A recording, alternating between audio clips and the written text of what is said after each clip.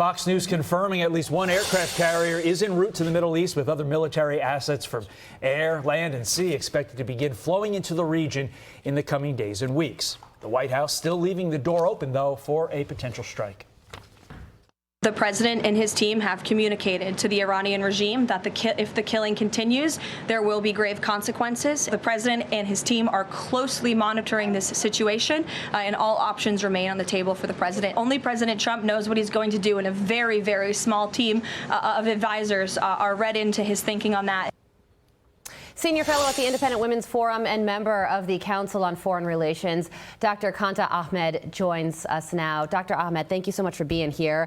So the president is sending military assets to the region, and all options remain on the table. But there's also this Wall Street Journal report that says President Trump was told an attack on Iran wouldn't guarantee the collapse of the regime. The reporting goes on to say the U.S. officials and Middle Eastern partners told the White House the regime was unlikely to fall after a massive bombing campaign, which could instead spark a broader conflict. Smaller assault packages, meanwhile, could boost morale among protesters, but ultimately not change the regime's crackdown. So taken as a whole, how do you view all of this and where things go from here?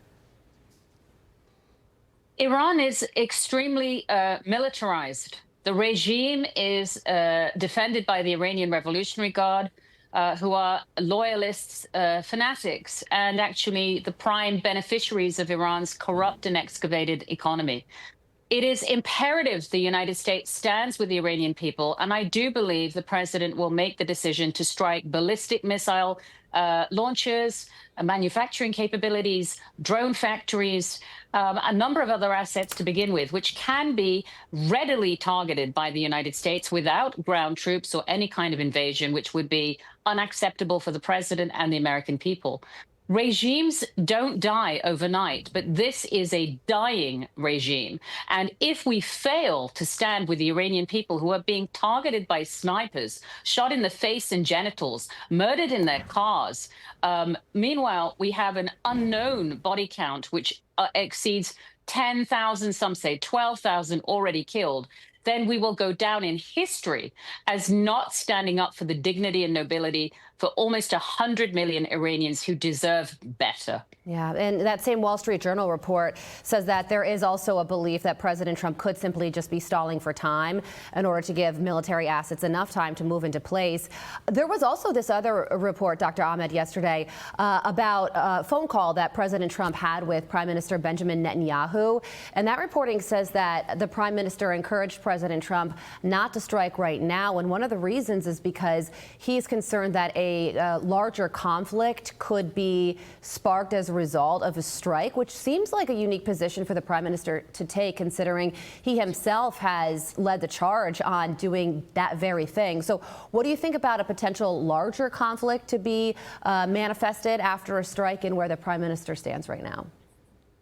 So a couple of things. First of all, while assets and ships are on the way, the United States has an extraordinary military presence and support from the Kurdish part of Iraq, where we have our biggest assets in Erbil.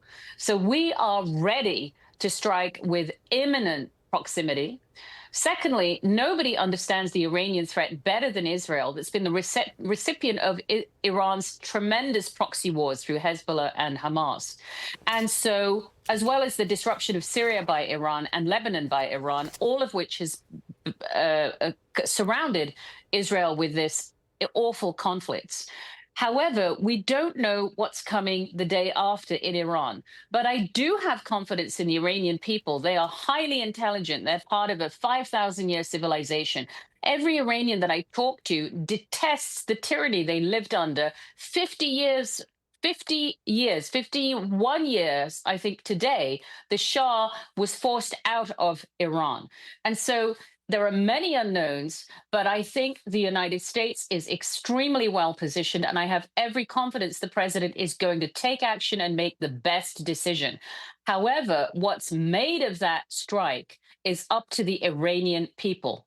And we also have to remember, Iran has amazing naval assets which control the outflow of oil in the Persian Gulf, and that is extremely worrisome to our Gulf partners and the global energy markets. But we can also manage that. So this is the beginning of the end. An American strike is going to facilitate that, but it is not going to end it overnight. Sure. Meantime, President Trump and Venezuelan opposition leader Maria Corina Machado meeting at the White House, where she gave him her Nobel Peace Prize. Watch this. In spite of the Nobel Prize Committee saying that you couldn't transfer your Nobel Prize to anyone, especially President Trump, you did today. Why did you do that? Because he deserves it. And it was a very emotional moment. I decided to present the Nobel Peace Prize medal on behalf of the people of Venezuela. That, of course, Rachel Campos Duffy's interview following that major moment that we all saw at the White House. But listen to this, Dr. Ahmed. A New York Post op-ed explains how capturing Maduro helps the world, saying, quote, what will be the lesson for Xi and Putin of the great Venezuela raid? I would think it's this, that Trump will run enormous risks to protect American interests. Trump has no wish to carve the world like an apple into spheres of influence in which China, Russia, and the U.S. can plunder smaller nations at will. The extraction of Maduro from his Venezuelan fortress has had a domino effect favorable to the U.S., not just in Latin America, but around the world. Dr. Ahmed, explain how toppling Maduro sets up American wins throughout our globe. I considered this a masterstroke of foreign policy, and really President Trump is to be congratulated. Maria Corina Machado's gesture was extremely touching, but it does represent how the Venezuelan people feel about being liberated from this. This was also the first step in helping dismantle the Iranian regime.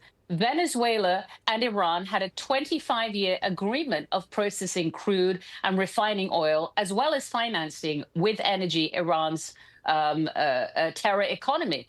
Also, Venezuela hosted Hamas and Hezbollah training camps. Also, Venezuela destabilizes neighboring Colombia, financing the campaign with dirty money of Petro, the ferociously anti-Semitic leader of Colombia that has devastated that country that formerly was an important ally of the United States. So this is tremendous for Latin America. Of course, it's great for the United States. It's very good for energy markets. It makes it much more expensive for Russia to prosecute the Ukrainian war, because now people can access more favorably priced oil globally.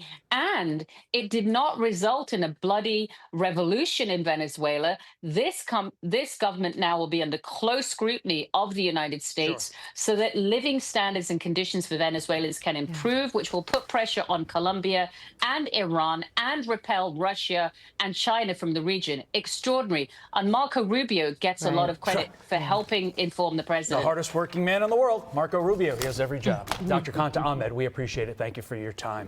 I'm Steve Doocy. I'm Brian Kilmeade. And I'm Ainsley Earhart. And click here to subscribe to the Fox News YouTube page to catch our hottest interviews and most compelling analysis.